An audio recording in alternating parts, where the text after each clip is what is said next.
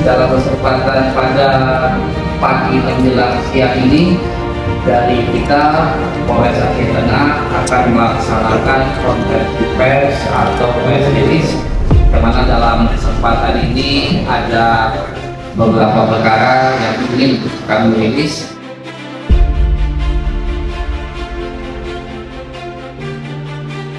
Diawali dengan pemaparan kasus tindak pidana korupsi pembangunan pasar bertingkat Bali Atu dengan nilai kontrak sebesar 1,6 miliar yang bersumber dari APBD tahun anggaran 2018.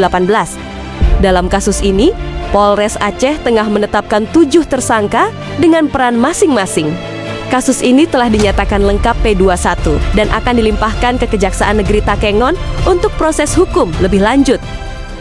Selanjutnya, Satreskrim Polres Aceh Tengah berhasil mengungkap 2 kasus pencurian kendaraan bermotor.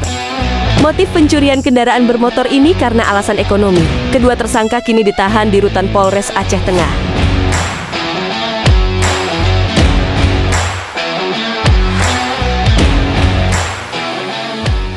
Polres Aceh Tengah juga menangani 5 kasus jarimah perlindungan perempuan dan anak dengan korban anak di bawah umur. Kapolres menegaskan bahwa perlindungan terhadap anak adalah prioritas utama pihak kepolisian dan semua pelaku akan diproses hukum sesuai kanun jinayat dan KUHP yang berlaku.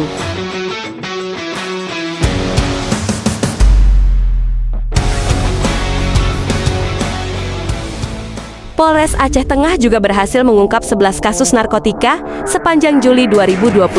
Dari pengungkapan ini sebanyak 17 tersangka diamankan, termasuk 1 orang perempuan.